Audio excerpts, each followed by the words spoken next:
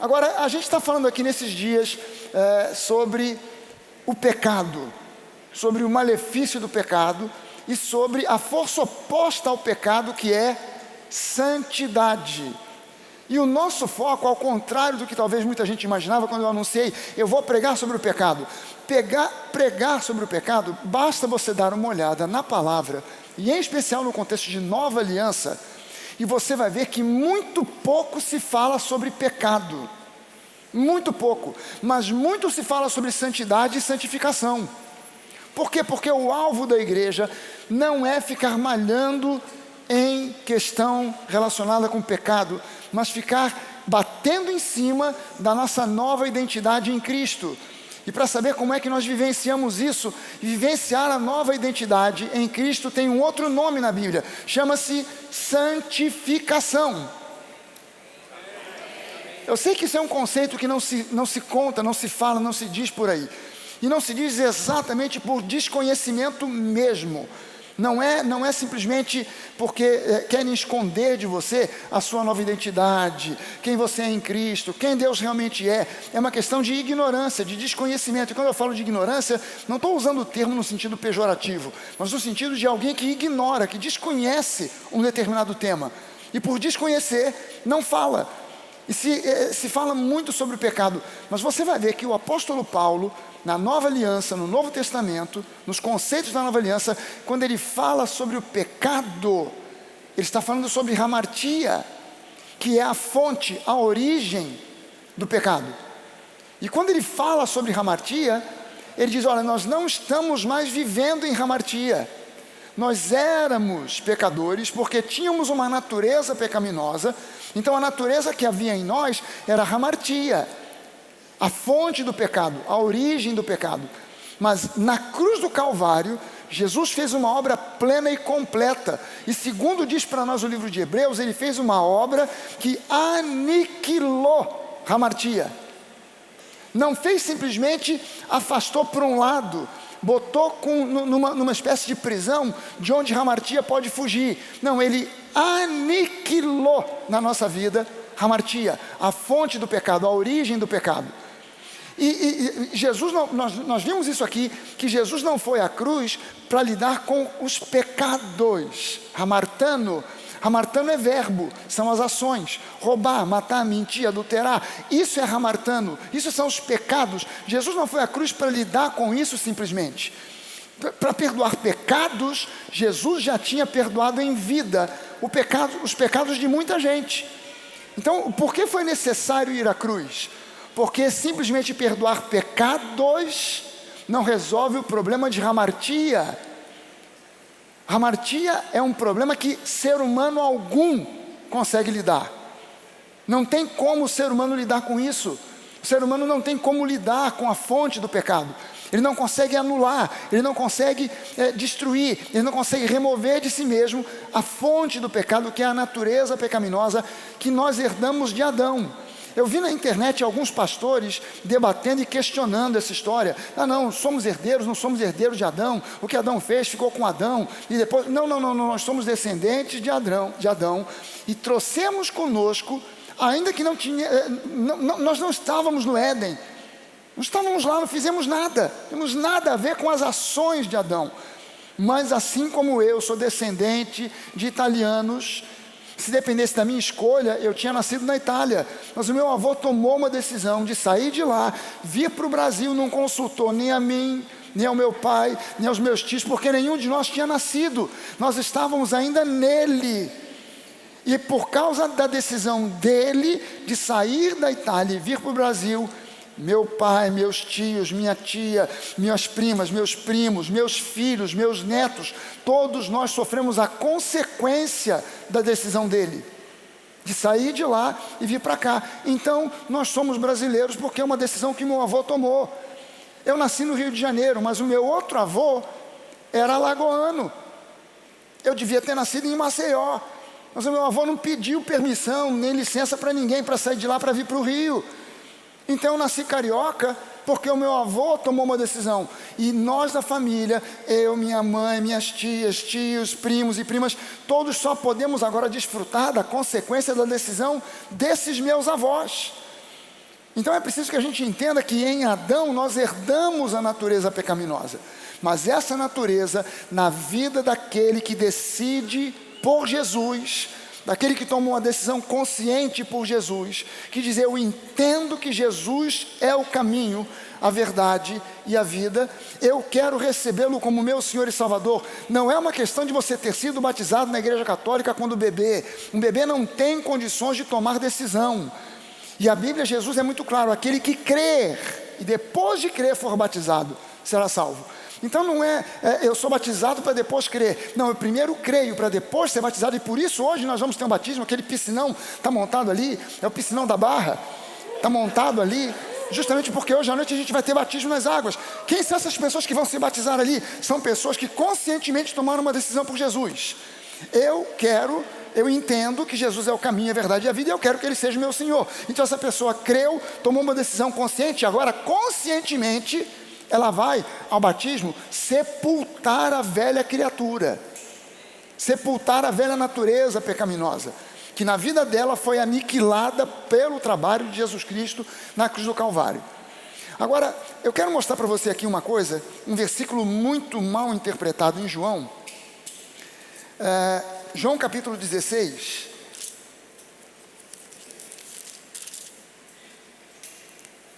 João capítulo 16. Essa passagem aqui, esses capítulos finais do livro de João, capítulo 13, 14, 15, 16, são as últimas palavras de Jesus para os seus discípulos, para os 12 que andavam com ele, aqueles 12 mais próximos. E ele fala muito aqui sobre o Espírito Santo. Olha, vai vir um outro consolador, um outro confortador, um outro ajudador. Eu sou o consolador, o ajudador, o confortador, mas eu vou para junto do Pai, mas eu não deixarei vocês sós. Eu vou enviar um outro confortador, que é o Espírito da verdade, o Espírito Santo. E ele vai falar para você as mesmas coisas que eu tenho dito. Ele não vai inventar a roda de novo, ele não vai inventar uma coisa qualquer. Ele virá para ficar com vocês, em vocês, para todo sempre. E ele diz aqui o seguinte, deixa eu achar que assim, está aqui, João capítulo 16, no versículo 8, não está aqui nos meus, não vai, talvez, não sei se o pessoal vai conseguir projetar, mas não está no meu esboço aqui. Eu lembrei de falar sobre isso porque isso aqui é um detalhe muito importante para entender sobre essa questão de pecado e santidade. E ele fala aqui o seguinte: quando ele vier, estou lendo para você João 16, versículo 8, quando ele, o Espírito Santo, vier, ele convencerá não o crente, não o cristão nascido de novo, mas ele convencerá o mundo. O mundo. Você sabe que na igreja evangélica é comum usar essa expressão: o fulano ainda não se converteu, ele ainda está no mundo. Então, nós estamos no mundo, mas não somos do mundo. Nós vivemos nesse mundo, mas já não somos desse mundo.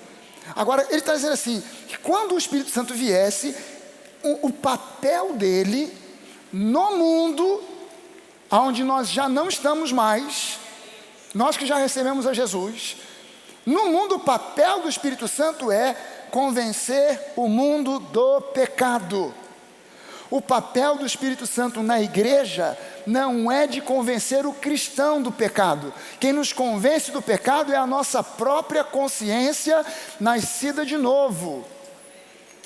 É a nossa consciência, é o nosso espírito que se comunica conosco através da voz da nossa consciência, e o nosso próprio espírito reconhece: isso aí que você está se metendo, que você está fazendo é pecado. Você não precisa do Espírito Santo. Por quê? Porque você tem uma coisa chamada inteligência. Você é crente, mas não é burro. Você é crente, mas não é idiota. Você é crente, mas não é bobo. Então quando você erra, quando você peca, você sabe que você pecou. Amém? O crente que diz: mas eu não sabia, é um hipócrita, mentiroso, safado. Tem que ser levado num quartinho escuro com 3 diáconos, cada um com um taco de beisebol na mão, para dar uma coça. Por quê? Porque o crente, ele tem inteligência, ele tem a voz do seu próprio espírito, que diz a ele, cara, você errou. Gente, a voz do espírito do homem em relação ao erro é tão forte, que até mesmo um homem incrédulo, quando erra, o espírito dele diz para ele, cara, você errou. Quantos de vocês aqui, mesmo antes de aceitar Jesus, quando erravam, tinham plena consciência do erro? Gente, até a criança tem. A criança comete uma travessura qualquer, e você fica desconfiado que a criança travessa, é barulhenta, não é verdade? Quando ela está em silêncio, você já sabe. Está fazendo alguma arte. Quando você vai procurar, ela está na parede do seu quarto, que foi pintada de branco, a cor da santidade. Está ela na mão com 4 ou 5 daqueles marcadores de texto que não apaga. Tinta impossível de apagar. Ele já rabiscou de vermelho, amarelo, azul. Ele fez ali uma arte. E você nem pinta de novo, porque você já sabe que ele vai pintar outra vez. Então você deixa ali com assim, se alguém vier no seu quarto, você fala, tá vendo isso aqui? Obra de arte. Contratei um pintor famoso. Isso aqui vale milhões de dólares. Não está sabendo, está pensando que isso é bagunça? Não, isso aqui vale milhões de dólares. Porque você tem que dar uma desculpa, porque a criança arteira, mas quando você flagra a criança, na hora ela para e olha para você com aquele olhar assim. Porque ela já sabe que ela está fazendo uma coisa errada. Então o ser humano, até mesmo o espírito humano daquele que não é nascido de novo, tem uma consciência do pecado. Por quê? Por causa de uma coisa chamada lei moral, que Deus plantou no coração de todo ser humano. Então você pode vir para qualquer canto do mundo, você pode visitar uma tribo, descobriram uma tribo lá na Amazônia, que nunca entrou em contato com o homem branco, não conhece nada do homem branco, está entrando em contato com essa tribo pela primeira vez. Você chega ali e você vai ver que alguns valores que são nossos, também são deles. Se você perguntar para eles assim, olha, ali pode nadar todo mundo nu, são índios, estão no meio da selva amazônica, eles têm lá os seus deuses, acreditam no Deus do trovão, o Deus da chuva, o Deus do sol, Tupã, sei lá mais o que, e você pergunta, mas vem cá, aqui nessa tribo, pode roubar o vizinho? Eles vão dizer, não, aqui não. E lá eles vão ter uma lei de punições diferentes para quem rouba. Se você perguntar, escuta, aqui nessa tribo é permitido roubar? Eles vão dizer, mas de jeito nenhum. Aqui você suprimiu o que é do outro, você vai ter, na nossa tribo tem uma lei que pune o ladrão. Aqui você pode adulterar? Não, cada um tem a sua esposa. Se pegar a mulher do outro, na nossa tribo tem uma lei que tem a punição. Por quê? Porque Deus planta no coração do homem uma noção da lei moral. E é com base nessa lei moral que Deus vai julgar todos aqueles que não conheceram Jesus. Você pergunta assim, mas aquele índio que estava no Brasil em 1500, quando Cabral descobriu o Brasil, que não conheceu Jesus, como é que fica? Eles vão ser julgados pela lei moral que Deus plantou no seu coração. Então, quando você vê aqui, o papel do Espírito Santo é convencer o mundo. Quando ele vier, convencerá o mundo de 3 coisas. Ele convencerá o mundo, o incrédulo, de 3 coisas. Número 1, do pecado. Não dos pecados, do pecado. Porque você já conheceu aquela pessoa que não tem Jesus, e ela diz, mas eu não preciso da sua igreja, porque eu com certeza tenho uma vaga no céu. Porque eu não roubo, não mato, não minto, não adultério, pago meus impostos em dias, sou um cidadão honesto. Já ouviu esse tipo de desculpa, da parte de alguém alguma vez? Espera aí, quem já ouviu, levanta a mão. Todos nós, né? Eu não preciso da sua igreja, porque afinal de contas, eu sou uma pessoa honesta, eu cuido da minha família, cuido dos meus filhos, pago meus impostos em dias, não roubo, não mato, não adultério. E essa pessoa pensa que a salvação é por obras. Não é por obras, é por fé. Então todos, em Adão, todos pecaram. O ladrão, o traficante, o assassino, e também o empresário, a empresária, o homem honesto, a mulher honesta, íntegra, que paga os seus impostos em dia, que não rouba, que não mata, que não mente. Todos pecaram, ficando carentes da glória de Deus. Porém, todos esses também foram redimidos pela obra redentora de Cristo Jesus, sendo, porém, justificados gratuitamente pela graça que há em Cristo Jesus. Mas quando ele vem, o Espírito Santo, para o mundo, ele vem convencer o mundo, número 1, do pecado. Para que aquela pessoa que pensava que a salvação é por obras, agora ela entenda, não é por obras, eu sou um pobre, miserável pecador. Essa frase não cabe na boca de um crente, mas ela é própria para aquele que ainda não recebeu Jesus. Eu sou um pobre, miserável pecador, eu preciso de Jesus. Eu preciso do auxílio e da salvação, da obra da cruz, para que aí então sim eu tenha uma vaga no céu. Então quem convence essa pessoa disso? Não sou eu, não é você, é o Espírito Santo de Deus. Vou repetir. Quem convence essa pessoa, não sou eu, não é você, é o Espírito Santo de Deus. Quem convence a pessoa é o Espírito. Você e eu pregamos o Evangelho. Nós não pregamos martelada, pedrada, legalismo. Nós não acusamos a pessoa do seu pecado. Nós apresentamos o amor de Jesus, nós apresentamos a graça de Jesus, e o Espírito Santo convence a pessoa do pecado. O que falta à igreja para que a obra de Jesus na terra se complete e ele venha buscar a igreja? Que a igreja aprenda. O Evangelho não é acusação contra o mundo. O Evangelho é demonstrar o amor de Deus ao mundo. É anunciar o amor de Deus ao mundo. Isso é o genuíno Evangelho. Não é dizer ao mundo o quão pecadores perdidos eles estão. Eu me lembro que uma vez eu passei pelo centro da cidade, atrás ali na Avenida Rio Branco, atrás do edifício Avenida Central, tem uma espécie de uma praça ali. E eu passei por ali e tinha um camarada em cima de um caixote, berrando. Ele não tinha microfone, ele não tinha megafone, não tinha nada. Ele estava no gogó, e o cara tinha uma voz potente. Me lembro até hoje, uma figura, careca, parecia o Alexandre de Moraes, carecão, com camisa branca, com uma gravata preta, calça social preta, e ele pregando, ele dizia: você está achando que está calor?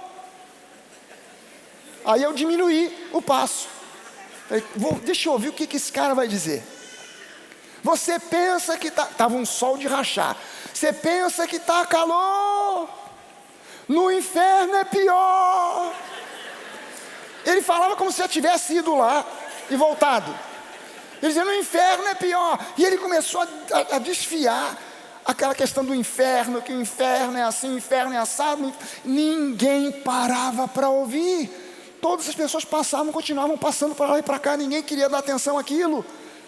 Porque o que funciona não é estarmos pregando para o mundo o quão miserável, perdido e desgraçado o mundo está.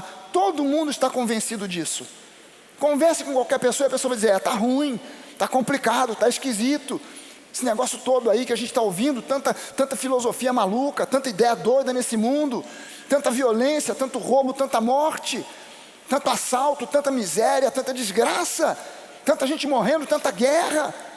As pessoas sabem que está ruim. Por quê? Porque o mundo jaz no maligno. Então Jesus vem, o Espírito Santo vem para convencer o mundo de 3 coisas. Número 1, do pecado. Número 2, da justiça. Não somente o mundo tem que ficar convencido do pecado, o mundo tem que entender que há justificação possível em Cristo. E em Cristo eu saio da condição de pobre e miserável pecador, porque é removida de mim a natureza pecaminosa, e agora é colocada em mim uma nova natureza, Zoe, a vida do próprio Deus, e eu agora migro para o reino de Deus. E aqui eu preciso ser convencido pelo Espírito Santo de que eu agora sou justiça de Deus. Eu não sou mais um pobre e miserável pecador, eu fui um pobre e miserável pecador, e de acordo com Efésios capítulo 2, eu agora sou uma nova criatura em Cristo, eu agora nasci de novo, eu sou agora santo, justificado, filho amado do Deus Altíssimo. Então ele vem convencer o mundo do pecado, da justiça, e em terceiro lugar, quando ele vier, convencerá o mundo da justiça, do pecado, da justiça e do juízo.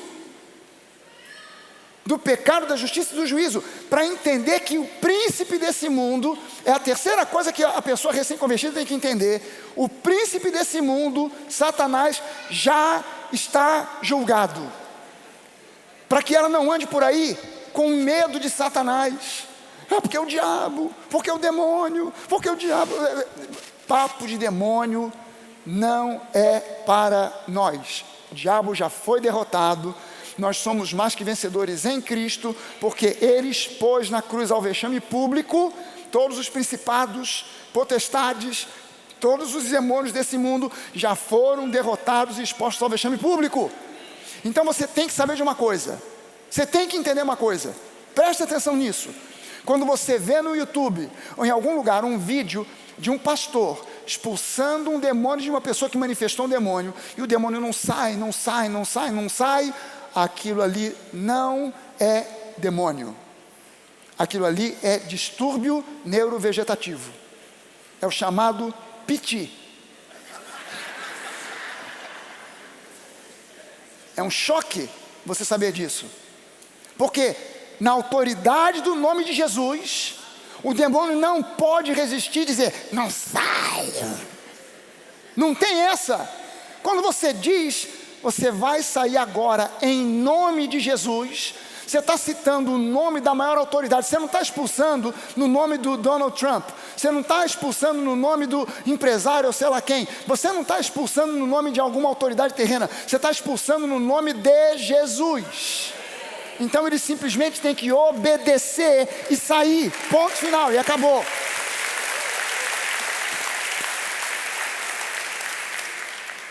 Que ele fique ali ainda uns 2, 3 minutos fazendo um showzinho, mas aquele que fica não sai, aquilo é piti, aquilo é distúrbio neurovegetativo, aquilo é uma pessoa impressionável que está ali manifestando algo da carne, não é demônio, é carmônio. É outra história. Por quê? Porque o cristão recém-convertido, ele tem que ser convencido em primeiro lugar. Ele está no mundo, ele tem que ser convencido do pecado, da justiça e do juízo. E Jesus explica, porque ele diz aqui no versículo 9: convencidos do pecado porque eles não creem em mim. Isso aqui é a prova de que o convencimento do Espírito a respeito do pecado não é para a igreja, porque nós, a igreja, acreditamos, nós cremos em Jesus, não é isso? E ele diz: do pecado porque não creem em mim, da justiça porque eu não vou estar mais por aqui, eu vou para junto do Pai e vocês não me verão mais, e do juízo porque o príncipe desse mundo já está julgado. Amém, gente? Deu para entender? Espero que sim. Isso foi só a introdução. Agora nós vamos para a mensagem, que tem mais 1h30 de palavra. Aleluia. Santidade é um alvo possível. E eu quero, o subtítulo dessa mensagem de hoje é verdadeira santidade. Tem gente por aí vivendo uma falsa santidade. Tem igrejas vivendo uma falsa santidade. Aliás, tem coisas hoje chamadas de igreja que igrejas não são. Se você olhar no YouTube, tem umas coisas que são escandalosas demais. Tem um sujeito aí que ele se veste igual um papa, fica rodando para lá e para cá com uma roupa roxa, depois é vermelha, depois é amarela, e aquilo ali, gente, teve uma menina que eu conheci, a menina frequentando um centro de Umbanda, ela disse: olha, isso aqui está parecendo lá o centro, não parece uma igreja, e nada mais é do que exatamente isso. Tem nada contra a Umbanda, Quimbanda, sei lá mais o que, tem nada contra, porém, é preciso saber que uma coisa é uma coisa, outra coisa é outra coisa. Amém, gente? Então lá funciona de um jeito, na igreja do Senhor Jesus funciona de outro. Então a gente precisa ter muita consciência disso, porque muita coisa que tem por aí não é igreja, não é evangelho, é maluquice, é maquininha de fazer doido, muito misticismo, muita gente acreditando em coisas que Deus não está fazendo, que muitas vezes são truques de mágica, que é aprendido em curso de mágica, curso para mágico na internet, você aprende certas coisas. Então tem que ter um cuidado danado, porque eu estava conversando com umas pessoas nesse fim de semana, e nós estávamos comentando o fato de que na igreja católica, a igreja católica, ela acredita em possessão demoníaca, sabia disso? Tem padre exorcista. Não é qualquer padre. Tem alguns padres que estudam isso e são autorizados pelo Papa, pela Igreja Católica, pela liderança da Igreja Católica, a expulsar demônios. Mas eles fazem esse discernimento. Não, isso aqui realmente é demônio. Isso aqui não, isso aqui é carmônio. Isso aqui precisa de psicólogo, não precisa de pastor, não precisa de padre. Precisa de psicólogo, essa pessoa está desequilibrada emocionalmente. Essa outra aqui não, isso aqui é demônio mesmo. Eles são super criteriosos. Eles são criteriosos com milagre. Não é qualquer coisa que é milagre. Ah não, mas aqui aconteceu isso, aquilo, aquilo outro. Peraí, vamos investigar para ver se é milagre, ou se foi um fenômeno natural, ou se foi apenas uma fake news, né, que não foi milagre coisa nenhuma. Então eles são super criteriosos. E nós os crentes, nós perdemos o critério. A gente perdeu o critério. Então a gente precisa voltar a ter critério. Porque se a gente perde o critério, a gente abandona a nossa real identidade e passamos a ter uma outra identidade falsa. E nós precisamos recuperar a nossa identidade, a identidade de igreja. Igreja para valer. Nós não estamos brincando de igreja. Amém, gente?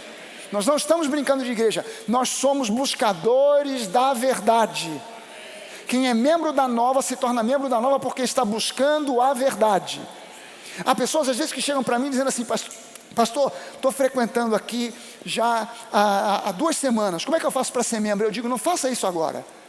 Em tese, você já é membro. Em tese você já é membro. Você já está frequentando, beleza, continue frequentando. Continue ouvindo. Se daqui a algum tempo você concluir que realmente esse é o lugar, que aquilo que é pregado e ensinado aqui está batendo no seu coração, está compatível com a palavra, não é fake news, não é conversa, não é religiosidade. Se você chegar a essa conclusão, então aí você definitivamente firma os pés e diz: não, agora eu sou membro mesmo da Nova. Há pessoas também que chegam para mim dizendo assim: ah pastor, eu era da igreja tal, estou migrando aqui para a Nova. Eu digo: por que você está migrando para a Nova? Ah, porque lá eu descobri esse defeito, aquele defeito. Eu digo: não saia da sua igreja, volte para a sua igreja. Essa igreja que também tem defeito. Se você saiu de lá porque você se aborreceu com o irmãozinho, ou com isso, ou com aquilo que o pastor, você também vai se aborrecer com alguma coisa aqui, com alguém em algum momento, e você vai meter o pé, e você vai ficar pingando de igreja em igreja. E nós não somos aqueles que ficam pingando para lá e para cá. Nós queremos criar raízes sólidas. Então a gente precisa ter essa noção clara, essa noção muito clara. Aborrecimento, defeito, toda a igreja tem, inclusive a Nova. Aqui tem menos do que as outras, mas tem. Mas a pessoa, eu sei que em muitas igrejas é assim. A pessoa sai daqui: você está vindo pastor, eu quero congregar aqui. De onde você vem? Eu vim da Nova. Ah, então fica. Aquela igreja não tem poder e tal, e já pega e arrebanha logo. Nós temos critério porque nós somos éticos. A gente não está interessado em roubar membro da igreja de ninguém. Nós queremos alcançar aquela pessoa que está no mundo, perdida.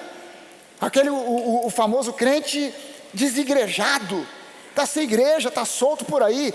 São essas pessoas que são o nosso alvo. Gente migrando de alguma outra igreja, isso acontece, é inevitável. Mas não é por qualquer besteirinha. A gente manda de volta, vai resolver esse problema lá.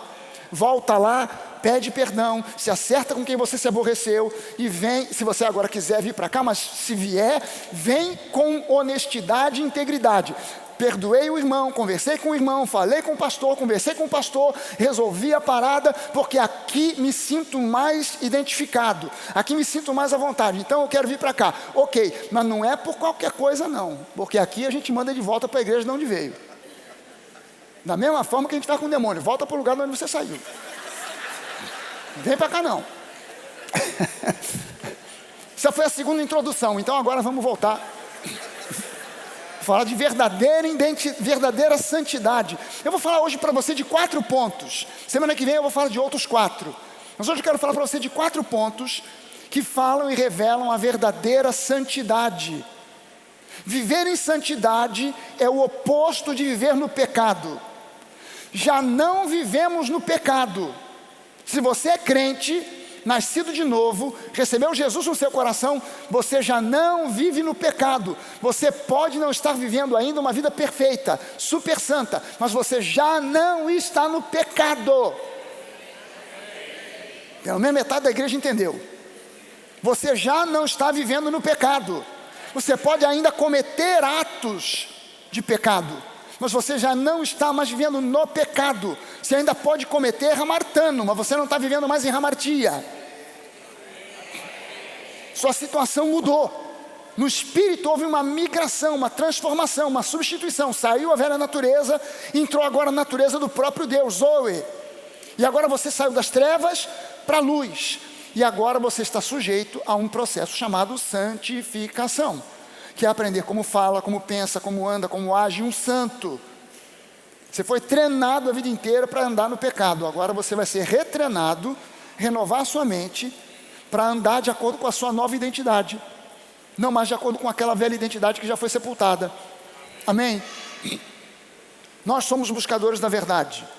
E tudo aquilo que eu falo para você tem que ser corroborado pela palavra.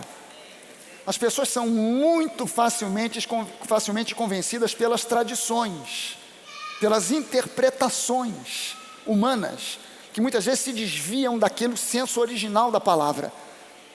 E às vezes a gente apresenta versículo após versículo, e ainda assim a pessoa não se deixa convencer, provando com isso que ela não vive com base na palavra, mas ela vive com base em tradições.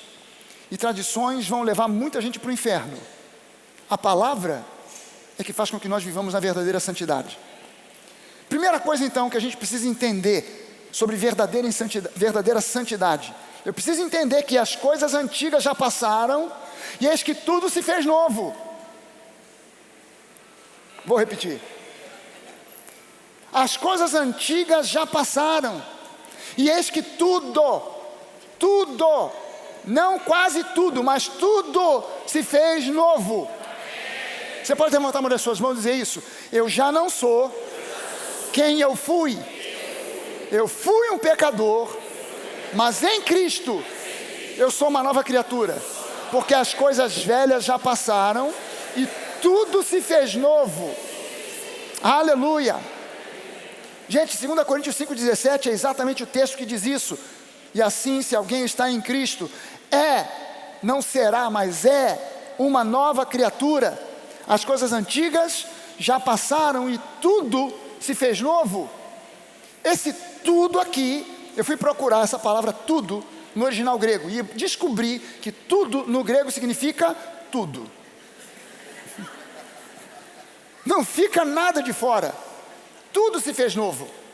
Então eu agora preciso renovar a minha mente, porque eu preciso compreender que Cristo em mim, e todos nós aqui, quando eu vou falar uma coisa para você que você vai dizer amém facilmente.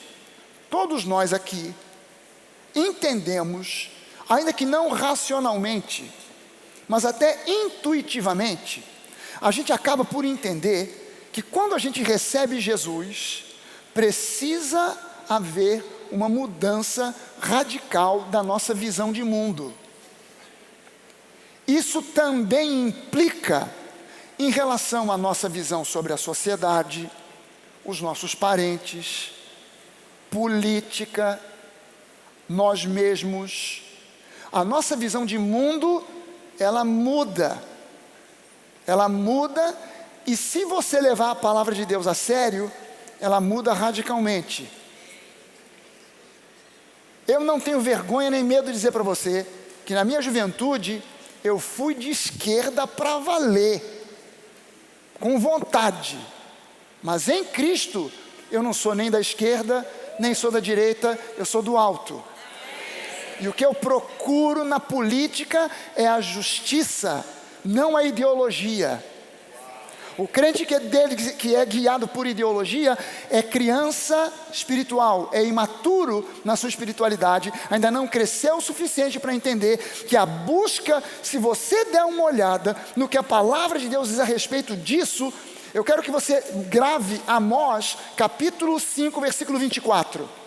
Amós é um livro que provavelmente a maioria de nós aqui nunca leu. O livro de Amós, pastor, onde fica? Na Bíblia. No Antigo Testamento, é um livro fininho, pequenininho. No capítulo 5 de Amós, no versículo 24, Deus diz assim por boca do profeta Amós, que a justiça jorre como uma fonte e a equidade como uma poderosa correnteza. O que Deus estava falando para esse povo? Vocês estão vivendo numa iniquidade tal que não é uma questão somente espiritual, isso transbordou para a vida social de vocês, isso transbordou para a sociedade judaica do meu povo, e eu não quero que vocês tenham tranquilidade e paz de alma enquanto a justiça não jorrar como uma fonte e a equidade como uma poderosa correnteza. Aqui em Amós 5:24 está a resposta que o mundo precisa para uma política de integridade e honestidade.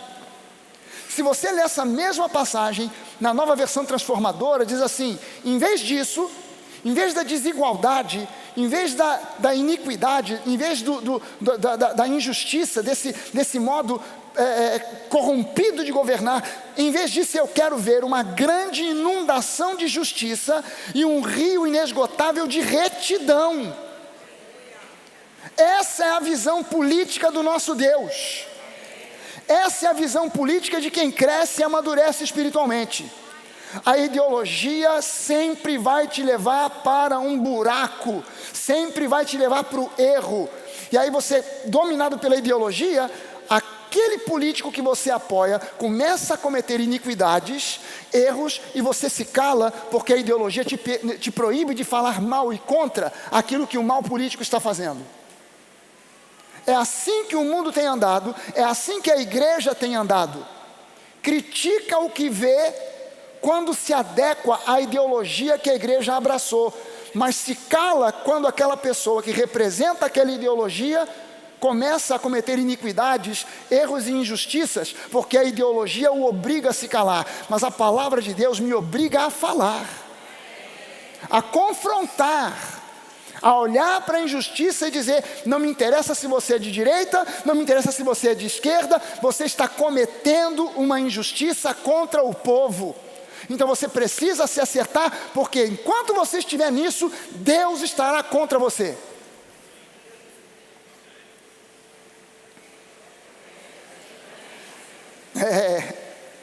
Eu preciso entender que Jesus na minha vida faz com que a minha visão de mundo se modifique, e eu passo a enxergar a vida pela perspectiva do reino, e não mais a perspectiva do mundo.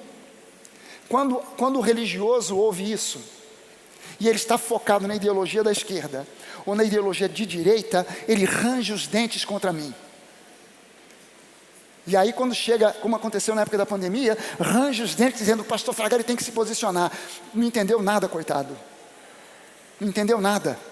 Quanta gente saiu da igreja e das igrejas por causa de posicionamentos ideológicos, mostrando na verdade uma imaturidade gigantesca.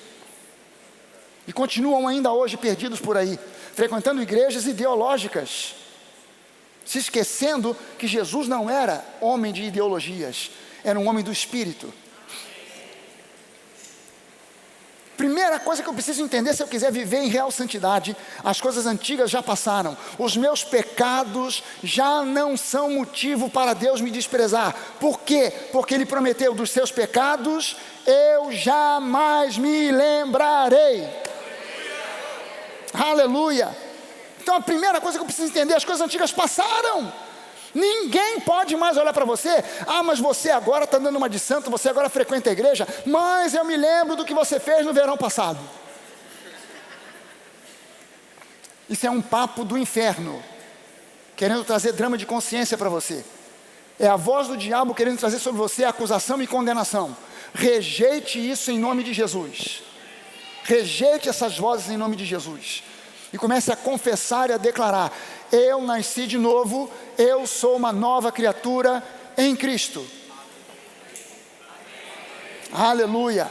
Segunda coisa: hoje em Cristo você é um santo, num processo de santificação.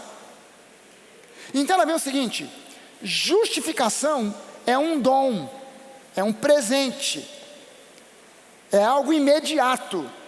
Aceitou Jesus, na hora, era um bêbado, era um viciado em drogas, era uma prostituta, era um ladrão. Aceitou Jesus, na hora Saiu a velha natureza que levava essa pessoa para as práticas erradas, se tornou agora justificado diante de Deus. Tornou-se uma pessoa justificada diante de Deus. Mas ainda tem muita coisa aqui, muito pensamento errado. E essa pessoa precisa de renovar sua mente na palavra. Por isso o apelo mais enfático que existe em todo o Novo Testamento é Romanos 12, 1 e 2. Irmãos, eu imploro a vocês, eu peço a vocês, encarecidamente, que vocês renovem a sua mente, para que então vocês possam experimentar a boa, perfeita e agradável vontade de Deus. O que Paulo estava dizendo?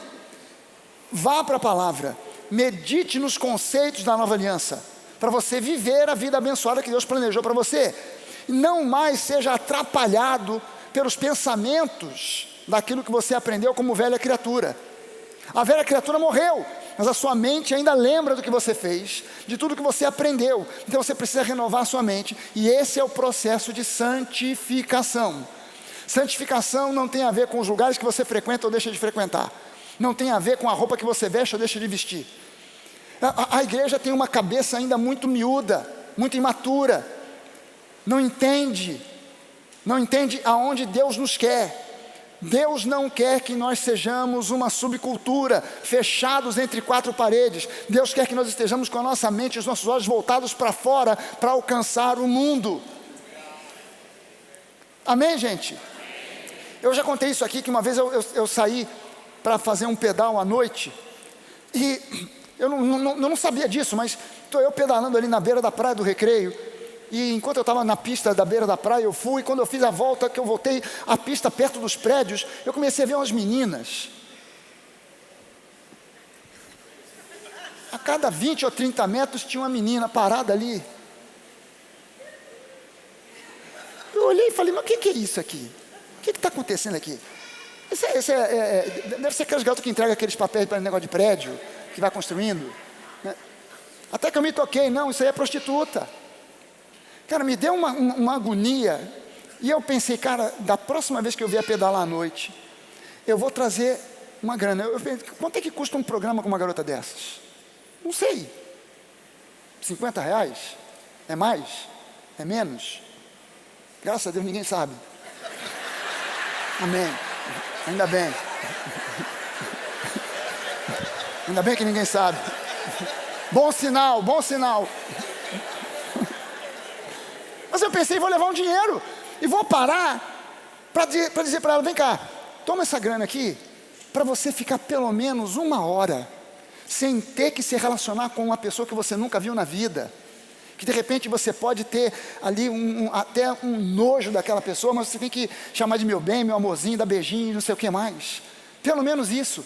Aí de repente eu também pensei, aí vai que passa um irmão da igreja, e estou eu parado entregando a grana na mão da garota. Está o casal, o irmão e a irmã, o casal santo da igreja, passando, quando olha, a esposa que não está dirigindo e está prestando atenção em tudo, olha, pastor Fragale, pastor Fragale, quem diria, como pode, nunca imaginava, que foi mulher, que houve, eu não quero nem contar, vamos orar, meu Pai, tem misericórdia, meu Deus, expulsa espírito, sai, que já imagina tudo. Você está entendendo que nós deveríamos também ter essa visão de que nós precisamos ir aos pecadores e não ficar esperando que eles venham a nós? Justificação é um dom, é um presente. Santificação é um processo, leva tempo. Então não julgue quem você vê na igreja que ainda é imaturo. Não julgue. Como é que pode? Mas o irmão aqui na igreja ainda vai ao bloco de carnaval. O irmão aqui da igreja está aqui na igreja, mas ainda fuma. O irmão está aqui no bloco, está aqui na igreja e ainda faz isso ou faz aquilo. Cara, espera essa pessoa crescer e amadurecer. Simplesmente ame. Não fique criticando o que você não sabe, você não conhece os contextos. Tem gente que amadurece rápido, tem gente que amadurece devagar. Você pega 2 crianças criadas na mesma casa, com os mesmos pais, frequentando a mesma escola, e de repente um deles, às vezes até o mais novo, é maduro, rapidinho se torna uma criança responsável. O outro é pipa voada e aos 20 anos ainda é doidinho, porque um amadurece num ritmo, o outro amadurece em outro completamente diferente. Então a gente não pode cobrar da pessoa maturidade com uma semana de igreja, nem com 20 anos de igreja. A gente simplesmente tem que ensinar a palavra, e o Espírito Santo é quem vai levar a maturidade para aquela pessoa, convencer aquela pessoa da justiça de quem ela é em Cristo, para que ela então possa viver uma nova qualidade de vida e possa viver uma vida madura em Cristo. Amém, gente? Santificação é um processo. 1 Coríntios 1, versículo 2 diz assim: a igreja de Deus que está em Corinto, aos santificados em Cristo Jesus, chamados para ser santos, com todos os que em todos os lugares invocam o nome do nosso Senhor Jesus Cristo, Senhor deles e nosso. Então Paulo aqui fala sobre santidade, fala sobre santificação, escrevendo para Corinto. Efésios 1:4. Antes da fundação do mundo, Deus nos escolheu nele para sermos santos e irrepreensíveis diante dele. Colossenses 3:12. Portanto, como eleitos de Deus, santos e amados, revistam-se de profunda compaixão, de bondade, de humildade, de mansidão e de paciência, como eleitos, santos e amados. Romanos 1:7. A todos os amados de Deus que estão em Roma, chamados para ser santos, que a graça e a paz de Deus, nosso Pai e do nosso Senhor Jesus Cristo estejam com vocês. Mas aí você chega agora em Hebreus, esses textos todos que nós lemos aqui, falam que nós somos santos, mas agora você vai em Hebreus 12:14, e ele diz: procurem viver em paz com todos e busquem a santificação. Quem não entende essa coisa de que justiça é um dom, justificação é um dom, é um presente imediato entregue a nós, mas santificação é um processo, olha para isso aqui e não entende. Peraí, mas nós somos santos? Então não, nós somos santos. Nós ainda temos que passar por um processo de santificação para chegarmos a dizer que algum dia somos ou seremos santos. Não, nós já fomos declarados santos e estamos passando por um processo de santificação, sem a qual ele diz: ninguém verá o Senhor. E não é assim, morreu, foi para o céu e olha, estou vendo todo mundo, menos Jesus. Não é isso. Sem ninguém experimentará a vontade boa, perfeita e agradável. Você vai experimentar 20%, 30%, 40%, 80%, mas eu quero 100% do que Deus tem para mim. Amém? Está comigo nessa? Amém. Terceira coisa, somente na graça eu encontro genuína santificação. A santificação genuína não é encontrada na tradição. A santificação genuína não é encontrada na tradição dos homens. A santificação genuína só pode ocorrer mediante a palavra se tornando viva em nós. Não existe outro meio, não existe outra alternativa. Só existe uma alternativa para a palavra, para nós entrarmos e vivermos o processo de santificação. É a palavra entrando e se tornando parte de nós. Não tem outra maneira. Tito capítulo 2, nos versículos 11 e 12, Paulo escrevendo para Tito, ele diz assim: porque a graça de Deus se manifestou. Olha só como Paulo escreve aqui. Ele não diz assim, porque a graça, ou melhor, ele não diz porque houve uma manifestação da graça. Não, aqui é coisa diferente. Ele diz, a graça se manifestou. Se houve manifestação da graça, alguém pode dizer assim, o pastor Fragale manifestou graça ao abençoar o fulano de tal. O fulano estava passando por uma situação difícil, e o pastor Fragale foi lá e resolveu o problema. O pastor Fragale agiu em graça para com aquele irmão. Isso é uma coisa. Agora, sou eu manifestando graça. Agora, a graça se manifestar, isso é uma prova bíblica de que a graça não é uma doutrina, a graça não é uma ideia, a graça é uma pessoa, a graça é Jesus. E o resto da frase prova isso, porque ele diz, porque a graça de Deus se manifestou, trazendo salvação a todos. Quem trouxe salvação a todos foi uma doutrina ou uma pessoa? Então Jesus é a graça. A graça então não é uma doutrina, a graça é uma pessoa, é Jesus. E diz que ela, a graça, nos educa, nos ensina, para que, renegados à impiedade e às paixões mundanas, vivamos nesse mundo de forma sensata, justa e piedosa. E essa palavra piedade aqui, a maneira piedosa, no original grego significa manifestando o caráter do próprio Deus. Em outras palavras, ele está dizendo que é a graça que nos ensina, Jesus é que nos ensina a viver em santidade. E como é que Jesus nos ensina a viver em santidade? Através da sua palavra, porque a palavra e Jesus também são uma só coisa. No princípio era o verbo, e o verbo estava com Deus, e o verbo se fez carne e habitou entre nós. E nós vimos a sua glória, glória como do unigênito do Pai.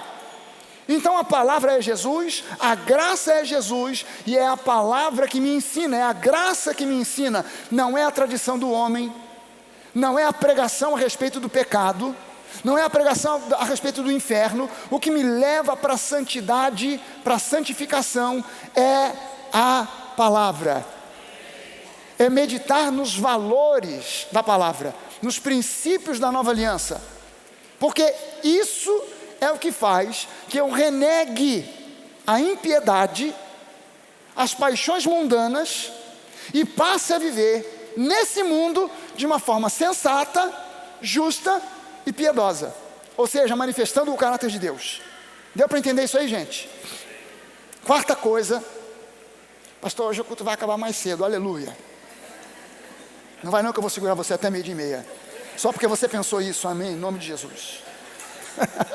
Quarta coisa, sob a graça e somente debaixo da graça, o pecado não pode te dominar. Essa eu vou repetir, porque essa aí, se você ouve e entende, você dá um pulo na cadeira e grita um glória a Deus, aleluia. Debaixo da graça, o pecado não pode te dominar. Aleluia. Romanos 6,14, Paulo diz: porque o pecado não terá domínio sobre vocês, pois vocês não estão debaixo da lei, e sim da graça. Gente, é incrível, é inacreditável. O apóstolo Paulo diz, aqui nesse texto, por exemplo, que debaixo da lei, fica implícito aqui, que viver debaixo da lei ou do legalismo, gera em nós uma tendência a pecar cada vez mais. Depois ele diz que a lei faz com que o pecado se magnifique.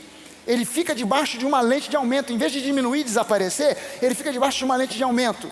E mais, ele diz lá em Gálatas, que aquele que continua querendo se colocar debaixo da lei, ou que vive debaixo do legalismo, está debaixo de maldição. Não é, gente, não é por outro motivo que um dos piores pecados que existe no corpo de Cristo, que é a divisão, é um dos piores pecados. A igreja do século 21 precisava de se arrepender diante de Deus do pecado da divisão. O apóstolo Paulo diz para nós que a igreja que está em divisão, ela está debaixo de maldição. Se eu estou numa igreja que começa a dividir, a melhor coisa que eu faço é pegar minhas trouxas e me mandar, porque aquilo ali é maldição. Mas é preciso que a gente dê uma olhada para a palavra e comece a entender que ficar debaixo de legalismo, debaixo de um ministério legalista, é fatal que mais cedo ou mais tarde vá acontecer divisão. Porque o espírito de divisão é um demônio, é um principado, é uma potestade. O espírito de divisão, ele encontra espaço aonde? Na lei. O apóstolo Paulo diz isso com todas as letras. A lei coloca uma lente de aumento, ela magnifica e faz com que as pessoas acabem tendendo para o lado do pecado, para o lado da carne. E mais, ele diz que quando a pessoa começa a estar debaixo de um ministério legalista, e ela concorda, ela decaiu da graça, de Cristo se desligou. O problema, sabe qual é? Se desligar de Cristo, é igual você desligar um ferro da tomada. O ferro está quente, está passando a roupa, alguém vai lá e tira o ferro da tomada, para te dar uma pegadinha, tira o ferro, você ainda consegue passar uma ou duas camisas, mas depois o ferro começa a esfriar, ele não esfria na hora, e a pessoa não percebe, ela está no meio da maldição, e ela não se toca, a palavra já não faz efeito no coração dela, ela lê, tudo isso que eu estou dizendo aqui, mas é como se fosse alguém, eu me lembro que uma vez eu pregando o evangelho, para um Hare Krishna, se lembra do movimento Hare Krishna? Alguém aqui viu nessa época? Só eu e a Marta. Eu na Praça Sans Pena, estava saindo, eu não me lembro se eu estava saindo ou se eu estava indo para o meu consultório era na Praça Sans Pena, estava eu indo para o consultório, ou saindo do consultório, e em frente à C&A da Praça Sans Pena, um Hare Krishna, com aquela vestimenta toda amarela e laranja, cabeça raspada, veio me apresentar um livrinho do Hare Krishna, e ele quis me dar o livro, eu falei, ok. Aí eu meti a mão na minha pasta, naquele tempo eu andava com uma malinha, tinha uma Bíblia dentro, eu falei, então vamos fazer uma troca, eu recebo o teu livrinho, e você pega esse livro aqui que eu quero te dar, e aí eu faço um compromisso contigo, eu vou ler o seu livro, eu quero um compromisso seu de que você vai ler esse livro, e eu comecei a falar de Jesus para ele, cada vez que ele falava para mim de Krishna, os olhos dele brilhavam, cada vez que eu falava de Jesus, parecia que a mente dele tinha desligado, os olhos dele ficavam parecendo olhos de vidro, sem expressão. O que havia ali? Um espírito demoníaco impedindo aquela pessoa de ouvir a verdade. Então é preciso que a gente entenda que a única saída que a igreja do Senhor Jesus encontra, não é no misticismo, não é no ministério de alguém que tem unção e poder, mas é na palavra de Jesus. Em Cristo nós somos novas criaturas. Em Cristo nós somos santos. Em Cristo nós não somos mais dominados pelo pecado. O apóstolo Paulo diz para nós que a lei é a força do pecado. Lá em 1 Coríntios 15, 56, ele diz, o aguilhão ou o ferrão da morte é o pecado, mas a força do pecado é a lei. Depois em 2 Coríntios 3:7 ele diz que a lei é ministério da morte. Ele fala o ministério da morte gravado com letras em pedras. Gente, os religiosos querem separar santidade e graça, mas a verdade é que a real santidade é apenas o resultado, é o fruto de estar plantado e vivendo no solo da graça. Quando eu estou plantado no solo da graça, a genuína santidade vai acabar se manifestando de forma natural. Uma das coisas mais poderosas que você pode fazer é confessar a sua nova identidade em Cristo. E fazer isso até que essa realidade se torne algo natural para você. Não haja mais nenhuma dúvida no seu interior. Agora olha só como é que a coisa funciona. Se você estiver doente e começar a confessar a sua cura, as pessoas dizem amém. Mas se você começa, mesmo não sendo perfeito, você começa a confessar a sua santidade, um monte de gente vai te contestar. O diabo não suporta você ouvir você dizendo, eu sou santo em Cristo Jesus. O diabo não suporta isso. Se há uma coisa do qual o diabo tem ódio, é quando você abre a boca e diz, em Cristo eu sou uma nova criatura, eu posso tudo naquele que me fortalece. O diabo já está derrotado por causa da obra de Jesus, e na minha vida, demônio, pecado, o diabo não tem mais vez ou oportunidade, porque em Cristo eu já sou mais que vencedor. O diabo odeia quando você diz isso. O diabo não dá muita bola quando você fica, está amarrado, mas quando você começa a dizer, em Cristo eu sou uma nova criatura, em Cristo eu posso todas as coisas, em Cristo eu sou mais que vencedor, em Cristo eu já venci o pecado, isso aí ele se estrebucha de raiva. Nós precisamos aprender a olhar a vida a partir da perspectiva da eternidade. Eu estou assentado com Cristo em lugares celestiais. Você também. Então comece a olhar a vida do alto, não o contrário. Não comece a olhar da perspectiva humana. Da perspectiva humana, eu sou falho, eu sou errado, eu tenho esse defeito. Isso tudo eu sei. Mas eu preciso agora olhar pela fé, de uma outra perspectiva. Eu estou assentado com Cristo, eu estou vendo a minha vida. Gente, eu era um revoltado. Eu era revoltado com a minha família, com a sociedade, com o mundo, com a política, com tudo. Todo mundo era o culpado de eu ter os problemas que eu tinha. A sociedade, o governo, a família, até o dia que eu me converti. No dia da minha conversão, eu tive uma espécie de visão e eu vi a minha família, a sociedade, todo mundo que eu acusava de serem os culpados dos meus traumas, dos meus complexos, dos meus defeitos. Eu vi que aquele pessoal, todos eles, eram tão vítimas do diabo quanto eu. Eu comecei a ver a vida assentado com Cristo em lugares celestiais, olhando para baixo como se estivesse assistindo uma peça de teatro. E eu comecei a entender, todo esse pessoal é vítima de Satanás, por isso eles fizeram o que fizeram e fazem o que fazem. Então eu não posso mais tratar esse pessoal com acusação. Eu preciso agora, em Cristo, amar como Cristo os ama. É a única resposta, é a única saída. Romanos 4,17 diz assim, como está escrito, eu o constituí, falando de Abraão, pai de muitas nações. Ele, Abraão, é o nosso pai aos olhos de Deus, em quem ele, Abraão, creu. O Deus que dá vida aos mortos e chama à existência as coisas que não existem, como se elas existissem. Se Deus chama à existência as coisas que não existem como se elas existissem, Ele olha para você e Ele diz, você é um filho amado. Você pode olhar e dizer assim, não, isso não existe, eu ainda... Não, comece a dizer o que Deus diz. Comece a pensar como Deus pensa. Deus olhou para Abraão quando ele não tinha um filho sequer e chamou Abraão de pai de muitas nações. Deus olhou para Gideão e chamou de valente quando ele ainda estava tremendo de medo dos midianitas. Então entenda, a vida cristã não é uma caminhada em direção à vitória. A vida cristã é uma jornada que se inicia a partir da vitória de Cristo.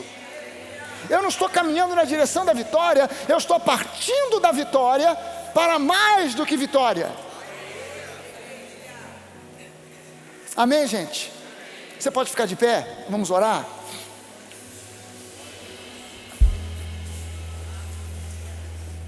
Aleluia. Você pode profetizar para a pessoa que está do seu lado uma realidade espiritual e dizer para ela, Deus te ama profundamente, tremendamente, incondicionalmente, hoje, amanhã e sempre. E isso não cessará jamais. Isso não mudará. Meu irmão, eu quero fazer uma oração aqui. Eu sinto aqui uma direção do Espírito Santo de fazer uma oração específica por alguém que diz, pastor, eu preciso ter uma consciência maior do amor de Deus na minha vida. Vira e mexe, eu ainda me vejo assim, como alguém que está na corda bamba. Deus pode me aceitar, mas pode não aceitar, me aceita, mas não aceita muito, há às vezes dúvida na minha cabeça a respeito de se Deus me ama profundamente. Eu quero orar por você, para que esse pensamento errado suma da sua cabeça e não apareça nunca mais.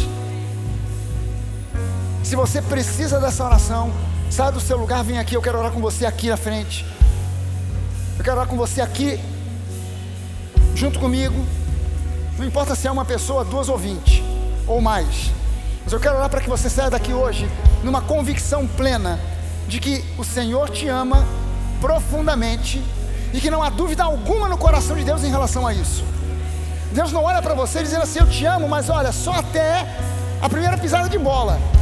E cuidado para você não pisar com força, porque se você pisar com determinada força, aí eu já não te amo mais. Deus te ama hoje, amanhã e sempre. Isso não vai se alterar jamais.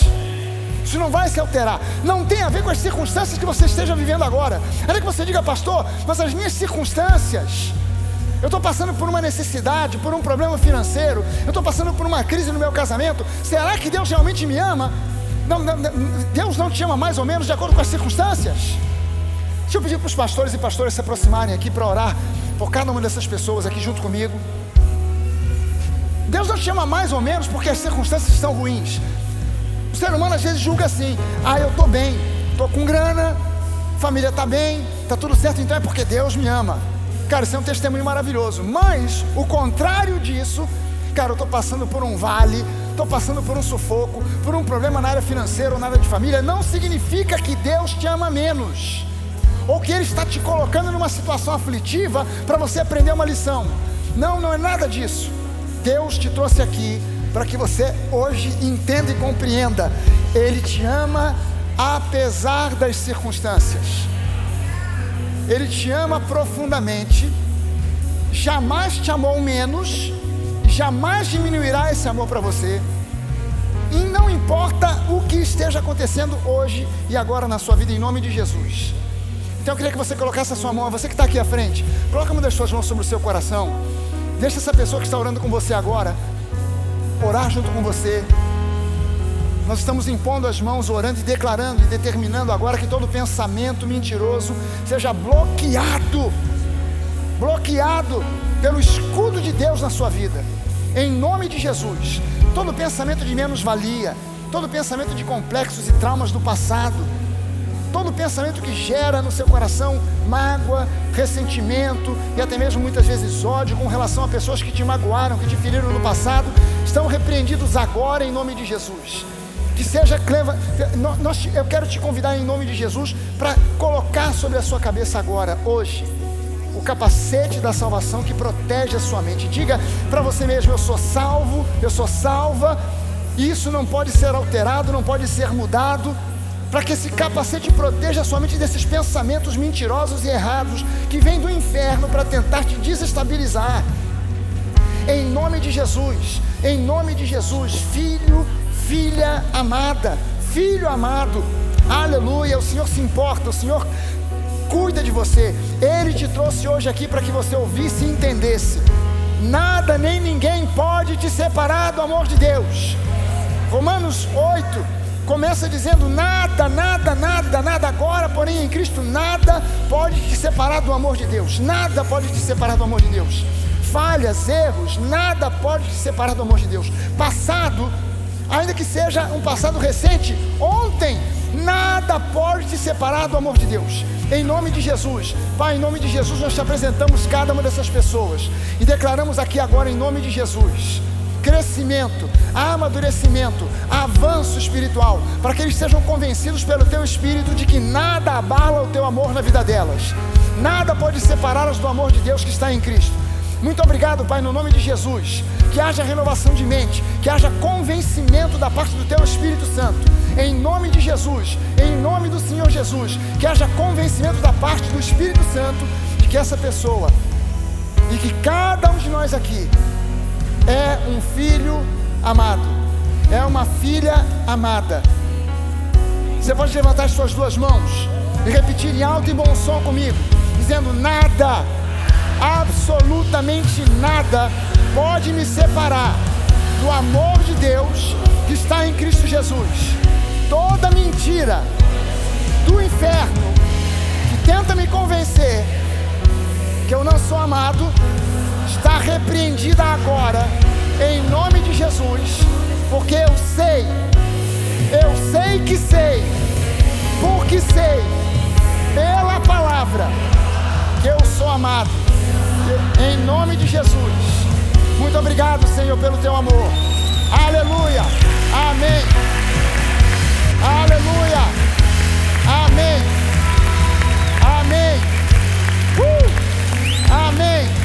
Você pode levantar suas mãos, gastar 1 minuto adorando a Deus junto comigo, junto com a banda, adorar ao Senhor com a sua voz, com as suas palavras, dizer a Ele o quanto Ele é maravilhoso, o quanto Ele é grandioso, o quanto Ele é sensacional e maravilhoso.